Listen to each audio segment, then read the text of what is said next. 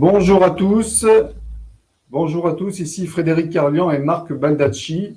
Bonjour. Est-ce que vous nous entendez bien?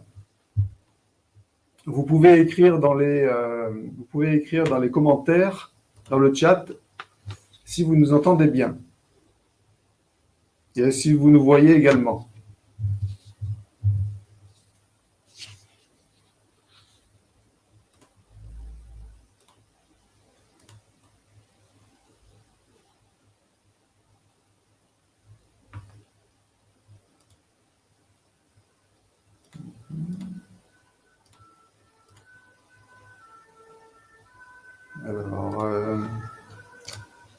Alors.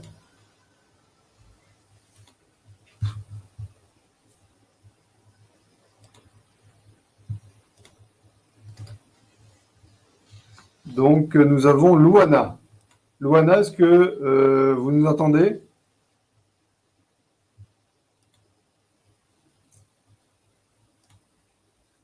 Est-ce que vous nous voyez?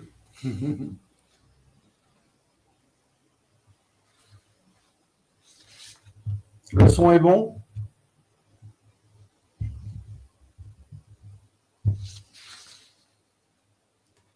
Parfait.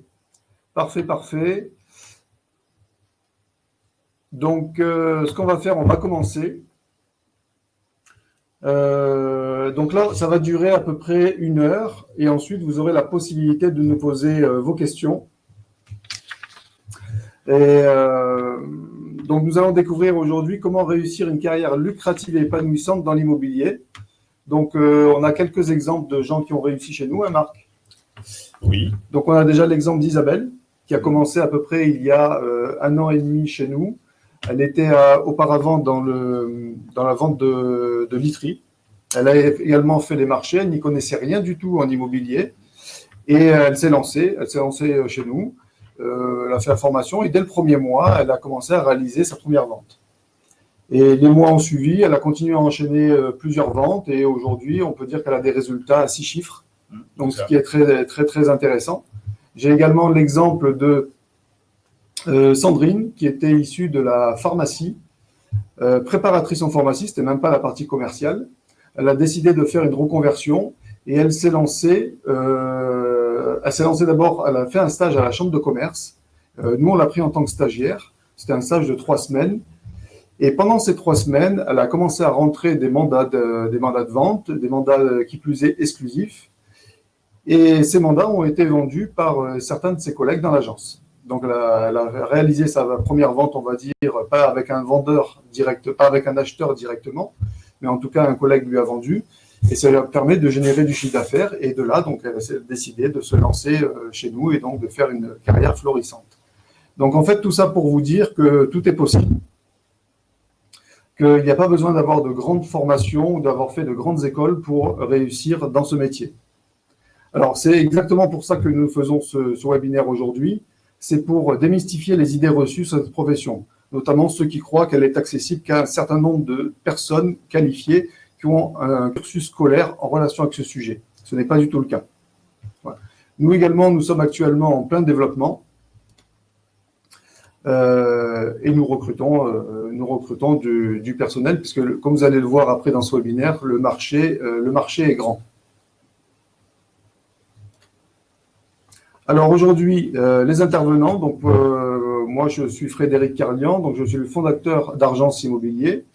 Je suis investisseur, je fais de l'immobilier depuis 1992 en tant qu'achat, vente, location, j'ai fait de la gestion locative, j'ai également fait un petit peu de promotion immobilière. Et à mes côtés, j'ai Marc Baldacci. Moi, je viens donc d'un milieu plutôt financier, puisque j'ai fait 14 ans dans mes débuts dans le groupe BNP Paribas. Et puis ensuite, j'ai été sollicité par d'autres sociétés financières et spécialisées dans l'immobilier, dans le financement immobilier. Donc, il y a eu l'UCB et le Crédit Immobilier de France. Et puis, je suis depuis 2013 chez Argence Immobilier.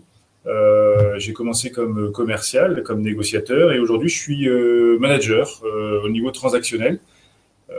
Voilà à peu près dans les grandes lignes mon parcours professionnel. Alors, qu'est-ce que nous allons voir aujourd'hui? Le marché immobilier et ses différents acteurs. On va voir comment choisir sa structure pour se développer, les qualités requises pour réussir dans ce métier, et puis les différents statuts et les rémunérations possibles. Et nous allons après aborder les questions-réponses avec vous. Alors, les chiffres. Marc, est-ce que tu peux nous parler un petit peu des chiffres de 2019, les chiffres records de l'immobilier en 2019? Alors, ce qui est intéressant pour vous, c'est de savoir si le marché est porteur ou pas. 2017, on a vu effectivement le marché plutôt en augmentation. 2018 dans la même lignée, et on a vu vraiment 2019 qui s'est démarqué des autres.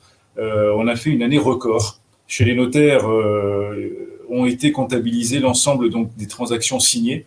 On en est à plus d'1 million de transactions sur l'année 2019 dans la France entière, sur la France entière. Et quand on regarde localement notre production, eh bien, toute agence confondue, on a fait à peu près 11% de prise de marché supplémentaire. Donc, ce qui veut dire que le marché aujourd'hui est là. Alors, c'est une valeur refuge, hein, l'immobilier, donc c'est pas étonnant. On a essuyé pas mal de crises en immobilier, mais l'immobilier a toujours survécu. Donc, on est vraiment sur un marché porteur. Et il est tellement porteur que finalement, on voit bien que on vous a mis ça en dernière ligne, notre agence, sur les 2 premiers mois, puisqu'après on a été freiné par ce que vous connaissez, hein, la pandémie et le Covid-19, on a effectué et on a réalisé sur les 2 premiers mois plus de 30 dossiers, ce qui dépassait déjà le chiffre d'affaires de l'année dernière. Donc, c'est pour vous dire qu'aujourd'hui, il y a un besoin réel et sérieux dans notre activité.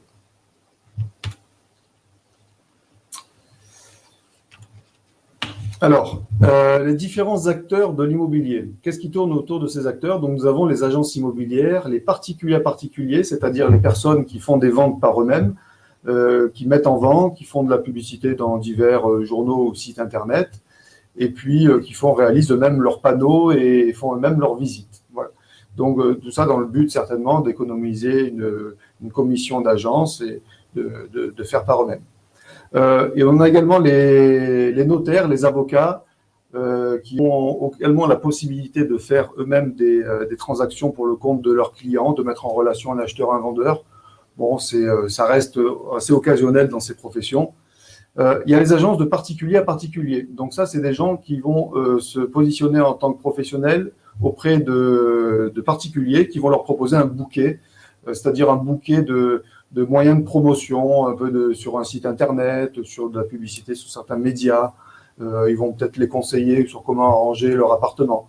Bon, et ça, moyennant un forfait, c'est-à-dire que les gens vont payer ce service-là, mais pour autant, ils n'auront pas la certitude de vendre. Voilà. Donc ça, voilà, c'est les différents acteurs. Les agences de particulier à particulier, les avocats, les notaires, le particulier lui-même qui va choisir ses supports et puis qui va commercialiser. Et puis enfin, nous avons les agences immobilières, qui est une profession qui date depuis très très longtemps et qui a été réglementée en 1970 par la loi Hoguet. La loi Hoguet consiste à obliger un professionnel de l'immobilier à avoir certaines capacités juridiques, commerciales, à avoir un certain nombre de formations qui a été validée par la loi Allure dernièrement, depuis 2014. Et il faut 14 heures de formation obligatoire, hein, c'est ça. Et en même temps, cette agence immobilière doit avoir une garantie financière. C'est-à-dire qu'elle doit garantir les fonds qu'elle récupère des clients. Donc, c'est une garantie pour les personnes. Et en même temps, la loi Hoguet oblige ce professionnel à percevoir une commission que seulement une fois qu'il a vendu. Donc, en fait, l'agent immobilier est soumis au résultat. C'est à partir du moment où il a du résultat, qui conclut la vente, qui conclut la signature notaire, qui peut toucher ses honoraires. Il ne pourra, contrairement à l'agence de particulier à particulier, il touchera ses honoraires qu'une fois qu'il aura effectivement vendu et réalisé le service. Donc là, on voit qu'on a 3 fois plus de chances de vente par une agence immobilière, puisque on voit sur le graphique la prise de part de marché de 67,50% pour les professionnels, pour l'agent immobilier, contre 19,50% pour le particulier qui veut faire lui-même, et 13% pour les autres acteurs qui font du marché occasionnel, c'est-à-dire les notaires, avocats et les agences de particulier à particulier. Alors là, on est sur une statistique de 2019, hein, ce qui prouve bien que la confiance des clients vis-à-vis des agences immobilières est toujours là. Alors la raison, hein, Frédéric le disait tout à l'heure, il y a aussi la formation, mais il y a aussi les structures, c'est-à-dire que les agences ont été obligées de se structurer, ont été obligées aussi d'appliquer des règles dues à la loi Allure depuis 2014, et puis de se former. Et donc, du coup, la confiance des clients est toujours là. Et il est vrai qu'on fait aujourd'hui des ventes en agence immobilière pure et dure pratiquement toutes les semaines. Donc, il y a un vrai marché aujourd'hui qui est présent. Alors, pour autant, est-ce que c'est un marché qui est durablement porteur, étant donné que est-ce que c'est un phénomène de mode? Est-ce que l'immobilier est un phénomène de mode? Donc, visiblement, non. Pourquoi? Parce que vous savez, vous avez les produits, on va appeler maintenant l'immobilier un produit, c'est pas très gratifiant, mais on peut l'appeler comme ça pour bien comprendre le principe. Il y a des produits primaires, secondaires et tertiaires, et l'immobilier fait partie des produits primaires, hein, comme la nourriture. Les gens ont besoin de se nourrir, ça, de toute façon, on peut pas y échapper, on est obligé de se nourrir. Comme les gens ont besoin de se loger. À l'époque préhistorique, les hommes préhistoriques se réfugiaient dans les grottes pour s'abriter des intempéries et également de l'ennemi. Aujourd'hui, bon, c'est devenu ça a quand même muté, c'est quand même autre chose. Aujourd'hui, les gens, donc, ils ont leur nid douillet. Ils ont besoin de se confiner aussi pour lutter contre l'ennemi qui est le virus. Ça, on l'a vu dernièrement. Voilà. Donc, c'est un marché durablement porteur déjà pour cela, mais aussi pour des raisons démographiques. Alors, des raisons démographiques, déjà, il y a l'augmentation de la population, le vieillissement et l'augmentation de la population. On cesse d'entendre à la télévision qu'on a besoin de construire de logements parce que on est en manque de logements en France, et je pense partout dans le monde vu l'expansion. Il y a des phénomènes également sociologiques, c'est-à-dire qu'il y a de plus en plus de divorces, malheureusement, de familles monoparentales, des gens, pour des raisons d'affaires, de travail, changent. Enfin, il y a des mutations, ils vont d'une région à une autre et ils n'hésitent pas à le faire. Et on s'aperçoit également que avant, on détenait un bien pour 10 ou 20 ans. Aujourd'hui, la durée moyenne de détention d'un bien, on est sur 5 ans à peu près. Donc là, on voit vraiment que on achète, on vend, on le fait de façon on le fait beaucoup plus facilement. Et également, il y a des raisons économiques. Tu veux dire un mot là-dessus, Marc? Alors, la raison économique, c'est essentiellement, mais tout se lie, hein, tout se lie, pardon. C'est-à-dire que le démographique, sociologique et économique, c'est les trois phénomènes dans l'immobilier qui se rejoignent. Économique, pourquoi? Parce que on le voit bien, tous les gouvernements qui se sont succédés jusqu'à présent créent des lois, des lois sur l'immobilier. Dernièrement, c'est la loi Pinel qui a été revue pour inciter les investisseurs justement à acheter, de façon à pouvoir loger certaines personnes qui n'ont pas accès au logement. On parlait tout à l'heure qu'il manquait des logements. Aujourd'hui, la population mondiale est à presque 6 milliards d'habitants. Il faut les loger, hein, tous ces gens. Et en France, on continue donc effectivement à être, je crois, dans les 65 millions d'habitants. Donc il y a toujours un manque de biens immobiliers. Donc ça, c'est un phénomène économique. Mais il y a aussi tous les accidents de la vie, il y a aussi les décès. La preuve en est, c'est qu'on a traversé une pandémie, donc on a vu ce que ça produisait. Ces gens-là, malheureusement, sont propriétaires en grande partie de maisons ou d'appartements assez grands et se retrouvent tout seuls. Ces gens-là prennent d'autres options aujourd'hui en décidant, donc, par exemple, de vendre et d'acheter plus petit, de faire plaisir aux petits-enfants. Mais il y a aussi tout ce qui est d'ordre chômage économique, hein, donc chômage, maladie, succession et autres qui se sont greffés à ce phénomène. Donc les notaires ont été surchargés jusqu'à présent donc, de dossiers pendant cette période. Et donc on voit bien que tous ces trois éléments sont liés. Donc est-ce que le marché va être durablement porteur? On le pense, puisqu'on a essuyé quand même quelques crises économiques et on en a survécu. Mais maintenant, faut voir comment, même si le marché est durablement porteur, c'est comment et quelle structure, effectivement, il faut aller pour passer ces périodes difficiles. Alors du coup, on va vous présenter en même temps notre agence, puisque Argence Immobilier, vous ne la connaissez peut-être pas, ou un petit peu. Argence Immobilier, c'est différents services. Ça a été créé par Frédéric, qui est à côté de moi, en 2003, hein, c'est ça, par le service transaction. Donc aujourd'hui, le service transaction, c'est une vraie équipe. Elle est constituée donc de ces personnes que vous voyez à l'écran. Au bout d'un certain nombre d'années et de performances. Et puis ensuite, on a eu d'autres services qui se sont greffés, Frédéric. Le syndic de copropriété, la gestion d'immeubles, sur lequel on a un développement permanent, puisque l'année dernière, nous avons rentré 26 nouvelles copropriétés. Et je crois qu'aujourd'hui, malgré le confinement, on est à 15 nouvelles copropriétés déjà. Donc, le syndic de copropriété se porte bien, parce que comme je vous disais, déjà au niveau national, il y a une augmentation du nombre d'immeubles. Également, on a la gestion locative, parce que la gestion locative, c'est également un besoin primaire, ça va avec la transaction, c'est-à-dire que soit les gens, ils achètent, soit les gens, ils louent, mais dans tous les cas, ils ont besoin de se loger. Donc, le marché de la location se porte également très, très bien au niveau national, et dans notre agence également. Tant mieux. Voilà, vous avez ici les différents services, gestion locative, notre équipe gestion locative et notre équipe syndic de copropriété. Alors, comment faire pour réussir, Marc? C'est quoi le secret? Alors, comment faire pour réussir? Il y a plusieurs sujets, hein. On vous a sorti quelques exemples, mais déjà, au premier abord, c'est le facteur humain. Il faut aimer les gens, il faut aimer aller vers eux, et donc ça demande certains principes. Les principes, c'est déjà l'écoute. Pour un commercial, c'est écouter, c'est la base de notre métier. Parce que si on ne comprend pas le projet du client, on ne peut pas servir son projet et l'amener à bien.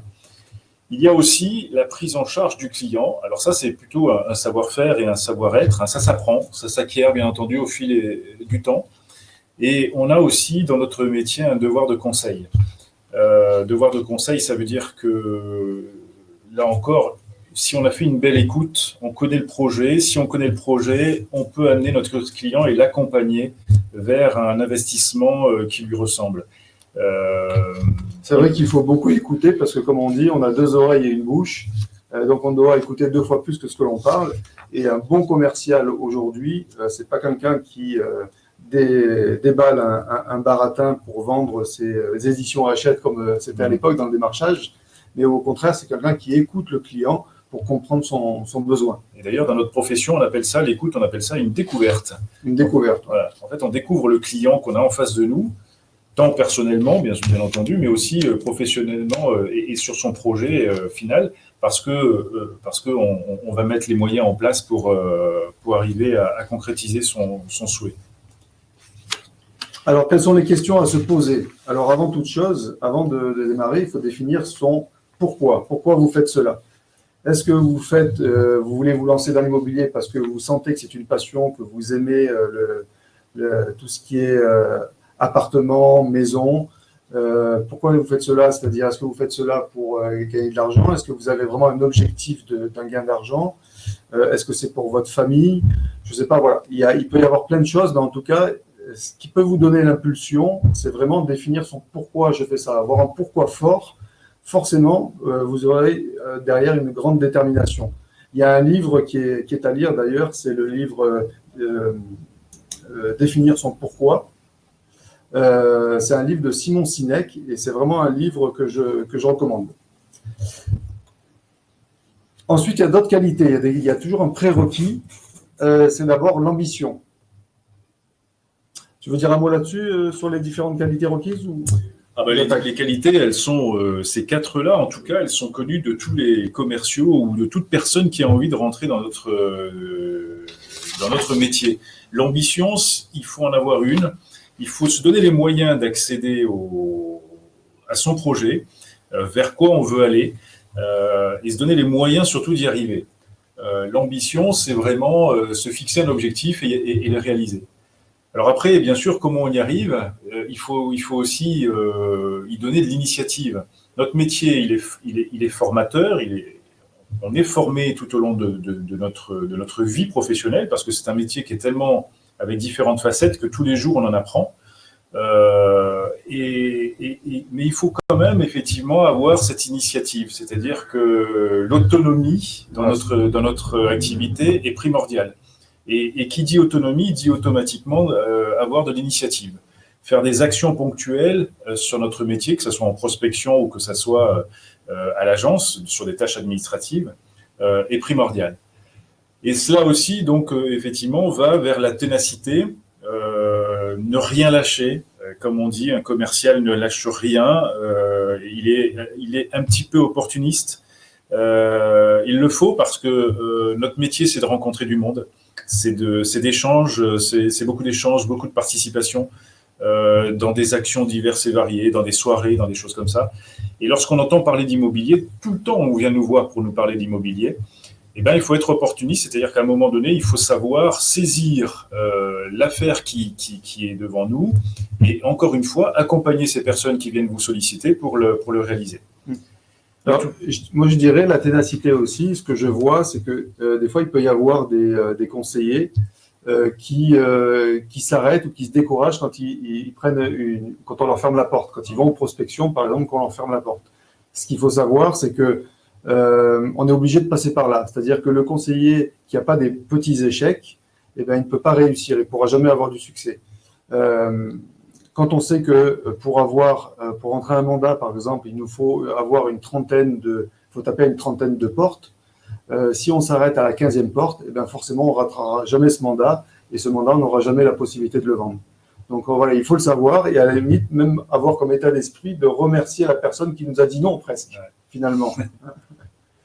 Voilà pour l'aparté pour la ténacité. Et puis bien sûr, l'esprit d'équipe qui est primordial aujourd'hui parce que seul on va plus vite, ensemble on va plus loin.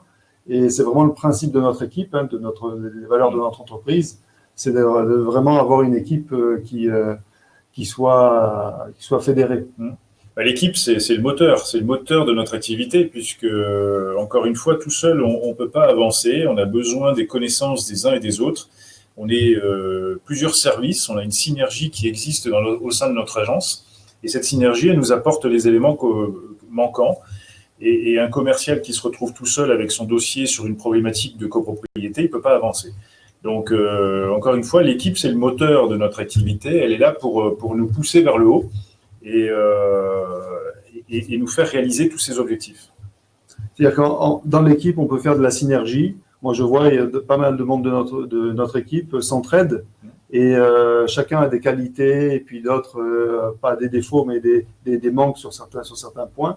Et c'est vrai que le fait qu'ils s'entraident entre eux, c'est vachement puissant, ça. C'est important, c'est hyper important. D'ailleurs, c'est au travers de réunions que nous faisons chaque semaine que les collaborateurs trouvent des idées et avancent sur les projets des clients. Voilà, des fois, ils vont en prospection à deux. Un coup, ils vont sur le secteur d'un, un coup, ils vont sur le secteur de l'autre. Et donc, du coup, ça crée de l'émulsion.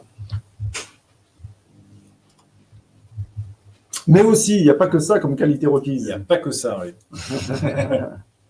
Il y a également l'empathie. L'empathie, donc, c'est la capacité à se mettre à la place de l'autre. Donc, quand on dit à la place de l'autre, c'est déjà à la place du client. C'est-à-dire pour arriver à percevoir, alors pas prendre toutes ces émotions, hein, mais seulement les comprendre et donc arriver à détecter qu'est-ce qui pourra lui convenir, quel est le bien qui pourra lui convenir.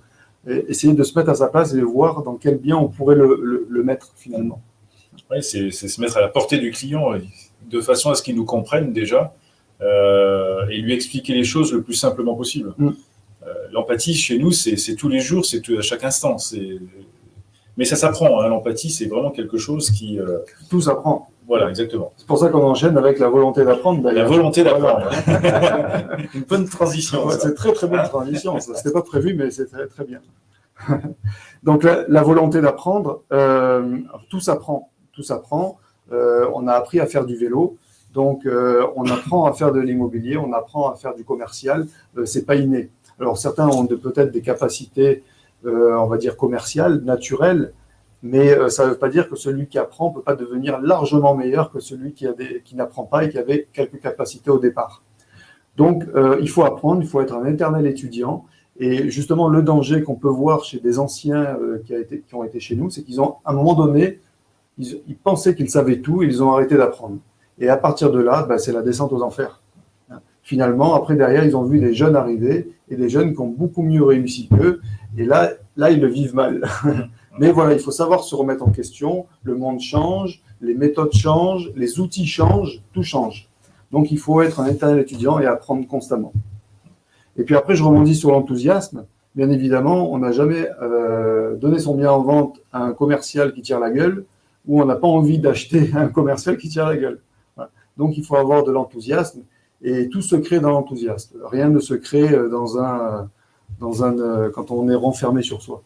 Ouais. On ne peut pas influencer les autres. Quand je dis influencer, c'est positivement les gens, à partir du moment où on n'est pas enthousiaste. Et si vous avez ces qualités, ça veut dire que le métier s'offre à vous. La volonté d'apprendre, je rebondis là-dessus encore une fois, c'est aussi que ce métier est ouvert à tout le monde. Hein, la plupart de nos collaborateurs ne viennent pas et n'ont pas d'études immobilières derrière.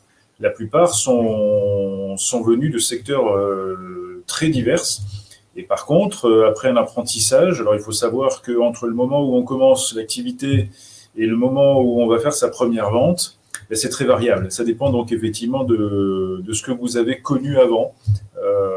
Et ça peut aller entre, on va dire, pour celle qui est plutôt assez active, ça peut prendre 1 mois, comme ça peut prendre 3 mois ou 6 mois, suivant donc effectivement l'individu. Alors, un point primordial, c'est la gestion du temps. On a tous des besoins physiologiques, donc on a tous 24 heures de temps et on a des besoins physiologiques. On a tous besoin donc de dormir, et après on a un reste de temps qui nous est alloué, et après il y a des gens qui vont produire énormément pendant ce temps-là, et puis il y en a qui vont produire pas grand-chose. Voilà. Donc pour se structurer, il faut aller à l'essentiel. L'essentiel pour un commercial notamment, puisque c'est le sujet dont on parle, c'est de rencontrer des clients. C'est de passer son temps à serrer des mains, à vendre des services et à faire des visites. Et c'est, on va dire, toute la partie administrative qu'il a à faire, parce qu'il y en a également, la partie administrative, remplir les mandats, les faire signer, et ainsi de suite, ça, de le mettre plutôt dans des périodes creuses. Donc, il faut se focaliser sur les tâches à haut rendement. Et là encore, il y a une règle qui est essentielle dans la gestion du temps et très connue, c'est la règle des 20-80. C'est-à-dire qu'il a, par la loi de Pareto, de M. Pareto, qui a démontré qu'en fait, 20% des tâches que nous faisons génèrent 80% des résultats. Donc le principe, c'est de se concentrer essentiellement sur ces 20% pour avoir beaucoup de résultats. Parce qu'on s'aperçoit que finalement, dans une journée sans être structurée, on va faire le contraire, c'est-à-dire on va faire 80% des choses qui nous rapportent à peine 20%. Donc finalement, c'est beaucoup de temps de gâché. Et la plus grande des richesses aujourd'hui, c'est pas l'argent, c'est le temps finalement. Parce que tout dépend de ce qu'on en fait. Il y a des gens qui sont avec le même temps imparti sont très pauvres, et puis il y a des gens avec le même temps sont très riches. Donc voilà, la plus grande richesse, à mon sens, pas qu'au mien, c'est le temps. Alors, il faut acquérir des compétences, Marc. Il faut acquérir des compétences dans tous les niveaux. C'est-à-dire qu'aujourd'hui, notre métier, il regroupe quoi comme compétences? Il regroupe bien sûr le commercial, il regroupe aussi l'aspect juridique, il regroupe l'aspect financier, et puis il regroupe l'aspect technique. Encore une fois, on pratique tous les métiers de l'immobilier chez Argence Immobilier. Et c'est pour ça que je disais que tout à l'heure, l'équipe était importante, parce que quand on a une problématique sur une copropriété, on vient voir le syndic. Quand on a un problème financier, généralement, on vient me voir. Quand on a un problème commercial, on vient me voir aussi. Et quand on a un problème juridique, on vient voir Frédéric, généralement. Donc voilà, c'est des hommes complets, finalement. C'est ça. Donc l'équipe est très importante, mais au-delà de ça, la loi Allure de 2014 a imposé aussi aux agences qui ont une structure que l'ensemble des collaborateurs aient une formation annuelle de 14 heures qui regroupe tous les sujets qui font partie du monde de l'immobilier. Donc ça, c'est une obligation aussi bien pour le patron que pour les employés qui sont dans son agence. Et actuellement, on est en train de construire une formation online, justement sur tous ces aspects commercial, prospection, technique de vente, rentrée de mandat, vente de comment faire avec l'acquéreur. Enfin, vraiment une formation complète en termes de commercial, juridique, financier et commercial. Et cette formation, c'est online, donc qui peut même être utilisée donc 24 heures sur 24. Si le conseiller a des insomnies, il peut continuer à se former même la nuit. Alors, les formations, c'est une chose, mais après, le rôle d'un commercial, c'est essentiellement de se faire connaître. On a, sur ce diaporama, on a mis des slides, des actions commerciales que nous menons depuis quelques années, avec succès d'ailleurs, puisqu'on est très fiers de certaines actions. La collecte des jouets, ça fait quand même pas mal de temps. C'est depuis 7 ans cette année. Ça fait 7 ans cette année. 7 ans cette année. Et il faut dire qu'on est parti de très très loin, puisqu'on a été précurseur en la matière quand on a lancé la collecte des jouets sur Fréjus-Saint-Raphaël. Et on avait à l'époque récolté à peu près 500 jouets, je crois, sur la première année. Et aujourd'hui, il faut savoir que depuis 2 ans, maintenant, on dépasse les 3000, voire 3500 jouets chaque année. Et au total, on a récolté plus de 11 000 jouets. Alors, bien entendu, c'est en association avec l'association de Saint-Raphaël. C'est un Noël pour chaque enfant. Un Noël pour chaque enfant. Et cette association, donc, bien sûr, les redistribue après nettoyage et désinfection. Aux hôpitaux, aux familles défavorisées. Exactement, à tous ceux qui en ont besoin. Sur Fréjus, Saint-Raphaël, jusqu'à Draguignan. Ouais, voilà, donc, c'est redistribué localement. Donc, ça, c'est une œuvre caritative, mais en même temps, ça contribue bien évidemment à avoir beaucoup plus de gens qui connaissent notre agence et ça augmente notre notoriété également, même si on ne le fait pas que pour ça. D'autres animations où on invite nos clients pour les remercier de leur fidélité, pour que ce soit pour le syndic nos clients au syndic de copropriété, à la gestion locative, et également nos clients vendeurs et acquéreurs à la transaction. Donc, on sponsorise une association qui s'appelle les Estérelles, qui organise des soirées théâtre. Donc, on est en plein dedans en ce moment, puisque on en a encore 9 au mois d'août. Et on les invite, donc on leur fait un cocktail dînatoire. Et après, on les invite à participer à la pièce et ils apprécient énormément. Donc, une partie des actions. Une autre action également que l'on fait pour la vente de nos services. Là, c'était adressé notamment aux clients vendeurs. On appelle ça des soirées Imo Hour. Si tu veux dire deux mots, Marc, sur cette présentation que nous avons fait. Alors, on a fait une présentation plutôt réussie, puisque la première soirée a regroupé une quarantaine de personnes, et c'était le sujet comment vendre son bien dans les meilleurs délais. Donc ça, c'était pour nos clients vendeurs. Et puis, régulièrement, bien sûr, il y a des soirées plus techniques. Sur des... Alors, je te coupe, mais là-dessus, on a récupéré à l'issue de cette soirée quelques mandats de vente. Ah, et en exclusivité, d'ailleurs. Et en exclusivité, puisque, effectivement, c'était aussi le sujet abordé. Alors, bien sûr, c'est ce genre de soirée, on les répète également sur les autres métiers, que ce soit le syndic de copropriété et la gestion locative. Alors, le syndic, on va parler peut-être du rôle du conseil syndical. Ça va être plus de l'information où on va inviter nos prospects, c'est-à-dire des gens qui ne sont pas encore clients chez nous, c'est des copropriétés, on va dire, qui sont chez d'autres syndics actuellement, mais où on avait identifié ces conseils syndicaux. Et c'est également des conseils syndicaux de gens qui sont déjà chez nous. Ouais. Alors, un conseil syndical, parce que peut-être que tout le monde ne sait pas ce que c'est, un conseil syndical en copropriété, c'est un groupe de copropriétaires qui sont en charge de travailler, d'assister, de contrôler leur syndic. Voilà. Donc, c'est des personnes essentielles dans ces conseils syndicaux. Et notamment, il y a le président du conseil syndical, qui est vraiment la personne avec laquelle on est en lien direct. Voilà. Alors, une fois qu'on s'est fait connaître, qu'est-ce qui se passe derrière ? On a prospecté, on s'est fait connaître par différentes actions. Et il y a des estimations. Alors, comment ça se passe pour une estimation ? Un agent commercial, un agent immobilier, pour faire ces estimations, il s'appuie sur différents moyens techniques. Ce sont bien sûr des supports logiciels que nous avons en transaction, mais c'est aussi des portails de vente, et notamment donc chez les notaires, chez tous les réseaux professionnels avec qui nous travaillons, puisqu'on a des statistiques et des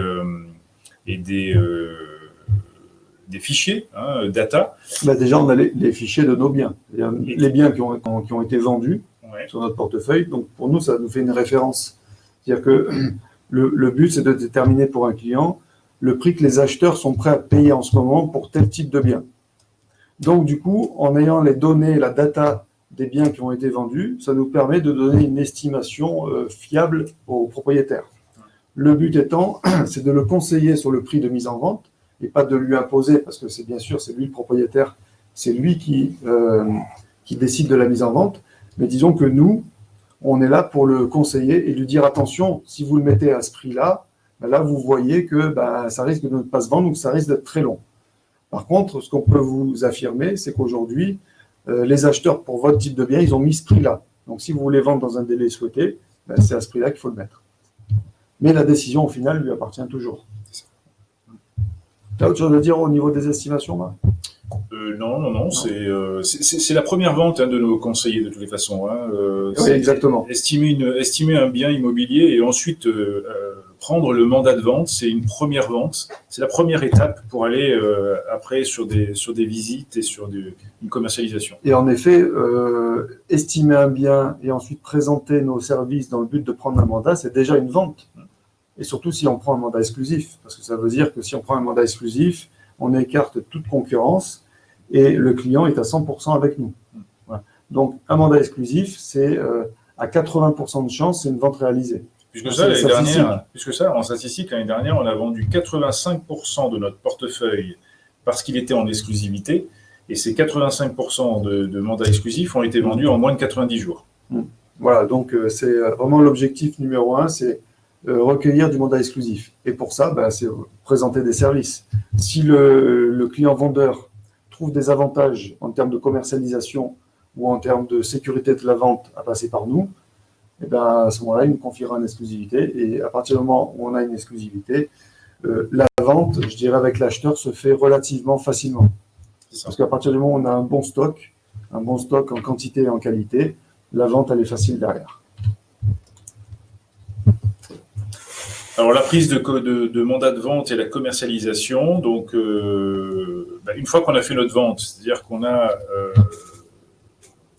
en tout cas, le vendeur nous fait confiance, donc il nous donne son appartement ou sa maison, son bien immobilier à la vente, et là, on se doit donc de le commercialiser dans les meilleures conditions possibles. Alors, la commercialisation, ça se porte sur plusieurs moyens. Il y a la commercialisation via les réseaux. C'est ce qu'on appelle les portails d'annonces. Il y a aussi les regroupements d'agences, puisque nous sommes sur des réseaux professionnels aujourd'hui. Le MLS. Le MLS, pour ceux qui ne savent pas ce que c'est simplement le partage des mandats exclusifs entre les agences à partir du moment où elles font partie de ce réseau. Et puis, on a un deuxième réseau professionnel qui, lui, est le groupement national immobilier, qui non seulement partage les exclusivités, mais en plus partage aussi les mandats simples. Alors, pourquoi deux réseaux ? Parce que tout simplement, le MLS est un petit peu plus important que le GNI aujourd'hui, et donc apporte un maximum donc d'acquéreurs. Quand je dis partage de mandats exclusifs, ça veut dire qu'on touche entre 30 et 32 agences aujourd'hui, et ça représente à peu près 100 commerciaux. Donc, quand je rentre un mandat exclusif, je le partage avec 100 commerciaux. Et donc, du coup, on rafle assez rapidement l'ensemble des acquéreurs sur le marché local. Donc, en fait, le vendeur a réellement un avantage de donner un mandat exclusif. Parce que finalement, il donne un mandat à une agence et il en a 32 au final. C'est ça. Qui vont travailler pour lui. Donc, il a vraiment un réel avantage et finalement, il n'a pas l'impression d'avoir donné une exclusivité. L'avantage, c'est d'avoir un seul interlocuteur. Voilà. Parce que quand il donne dans plusieurs agences, il donne en général 3, 4 agences maximum, alors que là, il donne un mandat, 32 agences. C'est ça. Donc, beaucoup plus de chances de réaliser la vente. Alors, je ne vais pas dire tous les moyens de commercialisation, ils sont nombreux, bien entendu. Par contre, je pourrais te poser une question, Marc. Oui. Est-ce que tu peux me dire, par exemple, quelle est la journée type d'un commercial ? La journée type d'un commercial, c'est qu'il arrive le matin plutôt de bonne heure, il regarde tous ses mails, il regarde tous les messages qui lui ont été envoyés ou en tous les cas qui sont arrivés à l'agence. Il faut savoir que les portails d'annonces, par exemple, entraînent des envois de mails avec des demandes d'informations. Nous avons aussi nos portables, le portable téléphonique pour un agent immobilier, c'est son outil de travail. Et ce portable, quand vous êtes dans l'action, il n'arrête pas de sonner généralement parce que vous êtes connu et reconnu sur le secteur. Donc, on vous appelle pour des informations. Surtout que sur ce portable, il a l'application en même temps. Il a tous ses biens dedans. Voilà, et on a une application sur laquelle on a tous nos biens, on a aussi tous nos contacts, et donc il faut être très très actif. Donc la journée type, c'est on arrive, on gère tous les mails et tous les contacts qu'on a pu avoir dans la soirée. Ensuite, on fait de la prospection. Donc ça, on se fait connaître dans son secteur. On passe aussi sur des estimations, c'est-à-dire là, ce sont les contacts qu'on a eus la veille ou l'avant-veille, puisque le but ultime, c'est de rendre le service au bout de 48 heures. Donc, on se doit donc de faire des estimations très rapides. Et puis ensuite, c'est aussi de rechercher des biens, parce que non seulement on a des vendeurs, mais on a aussi des acquéreurs. Et les acquéreurs, ça se traite différemment. C'est une bonne écoute et une bonne découverte à un moment donné. On fait une recherche de biens. Cette recherche de biens est proposée à l'acquéreur. On part en visite avec lui, et donc ça prend 1 heure, 2 heures, 3 heures, ça dépend du nombre de biens qu'on va lui faire visiter. Et ensuite, on revient à l'agence avec cet acquéreur pour voir quels sont ceux qu'il retient ou pas. Et dans ces cas-là, s'il en retient un, on fait une offre et puis on avance sur la négociation future. Mais c'est pas tout, un agent immobilier, il est aussi là pour, quand il rentre un mandat, de faire toute la partie technique à enregistrer, c'est-à-dire qu'il faut enregistrer son bien, il faut le mettre en ligne, il faut le signer aussi, le mandat de vente, il doit être signé par l'agence. Enfin voilà, il y a toute une tâche, effectivement. Signature électronique aussi, maintenant. On fait maintenant de la signature électronique, et de plus en plus d'ailleurs depuis le Covid-19, parce qu'on s'est rendu compte que c'était un outil qui était quand même performant aujourd'hui et nécessaire. Et ça a permis d'éduquer justement les propriétaires, parce que même ceux qui ne voulaient pas faire de la signature électronique, ils étaient obligés de s'y mettre au final. C'est ça. Donc du coup, ça nous a aidé à éduquer les clients sur le 2.0. C'est ça, absolument. Et d'ailleurs, le compromis de vente aujourd'hui, c'est une des tâches sur lesquelles la signature électronique se fait assez régulièrement. Et notamment, les notaires s'y sont mis. Eux qui étaient aujourd'hui réfractaires, bon nombre d'entre eux ont pris le pli suite. Ils se sont équipés aussi. Ils se sont équipés, techniquement. D'accord. Bon, après, je pense qu'on pourrait en dire beaucoup plus sur la journée d'un conseiller, sur la journée type d'un conseiller, mais bon, ça prendrait beaucoup de temps. Ça prendrait pas mal de temps. Alors, le statut.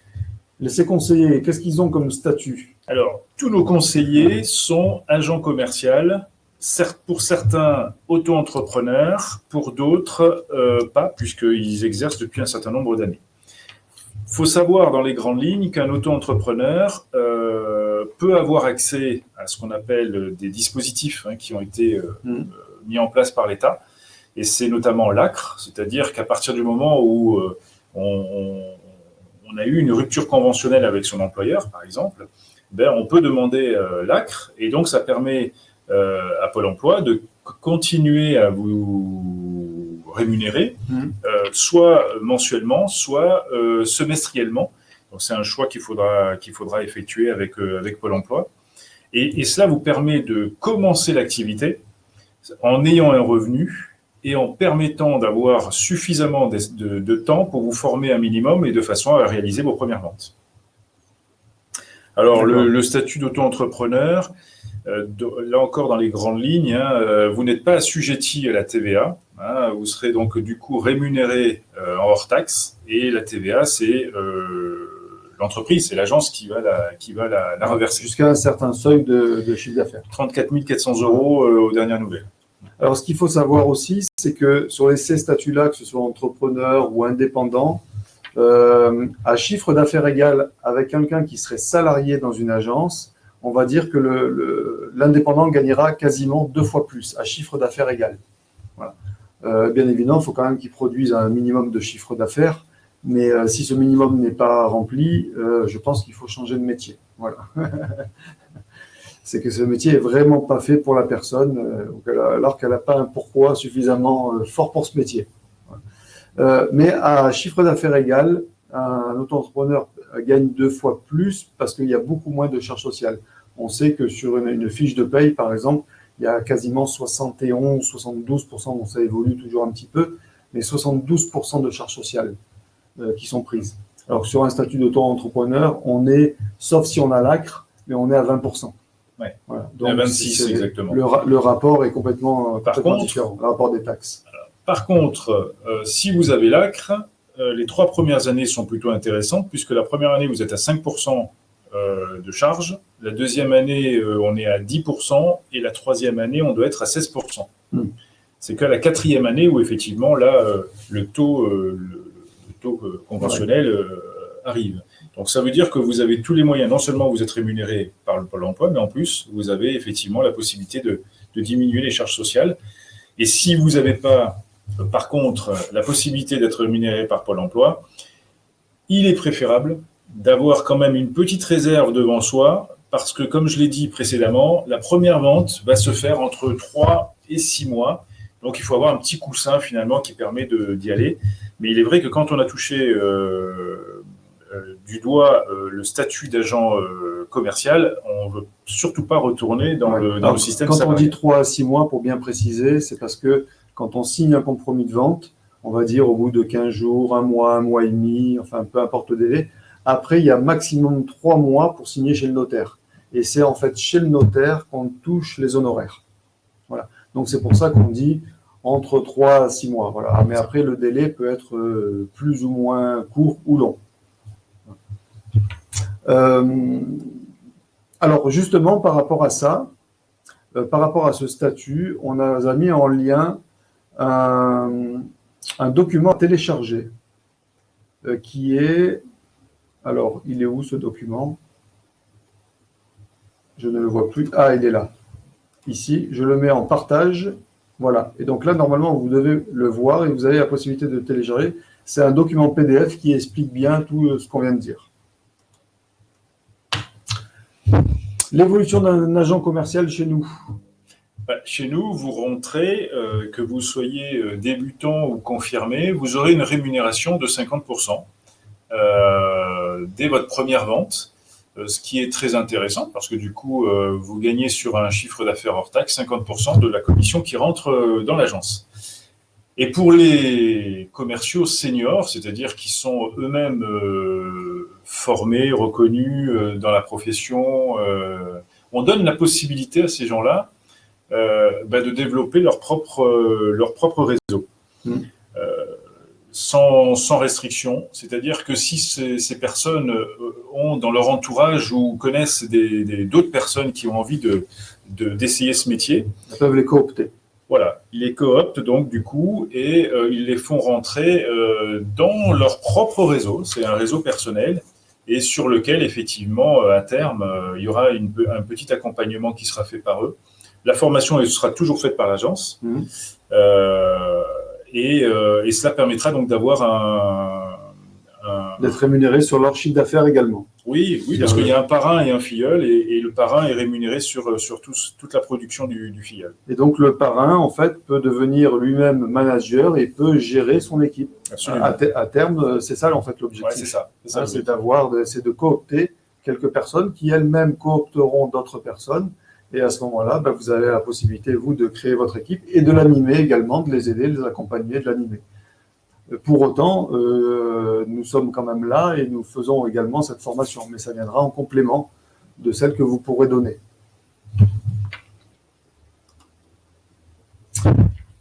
Voilà, on en a terminé pour cette présentation générale. Donc, si vous avez des questions, on peut y répondre soit maintenant, soit également plus tard. Ici, vous avez nos coordonnées. Donc, nous avons nos agences, alors l'agence de transaction et de location, l'agence commerciale, elle est sur Fréjus-Plage au 313 boulevard de la Libération. Et là, vous voyez en dessous l'agence, le cabinet de syndic. On a bien séparé les deux agences, parce que dans le syndic de Courrières, nous avons besoin de beaucoup de place. On a beaucoup de bureaux, on a besoin de salles de réunion. Donc, c'est pour cela que ça a été... Donc, nous avons deux agences, une à Port-Fréjus au niveau du syndic, 26 avenue de Port-Fréjus, et l'agence commerciale au 313 boulevard de la Libération, où se trouve Marc.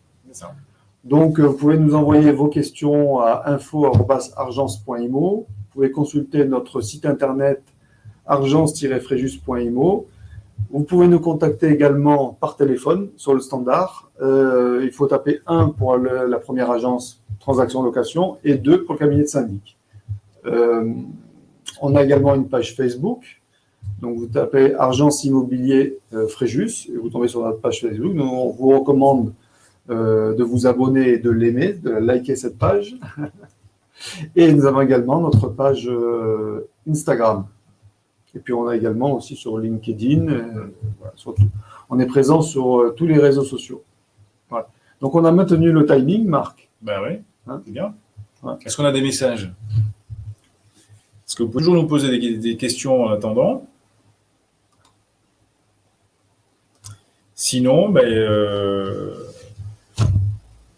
on attend de vos nouvelles. On vous dit à bientôt et puis Et n'hésitez pas si vous avez d'autres questions ou si vous souhaitez qu'on vous rencontre si vous désirez aller plus loin avec nous ou même ne serait-ce qu'un renseignement sur la profession dans le cas où vous souhaitez plus tard aborder ce métier d'agent immobilier. Merci beaucoup. Merci à vous. Merci à vous et bonne journée, bonne fin de journée. À bientôt. Au revoir. Bye bye.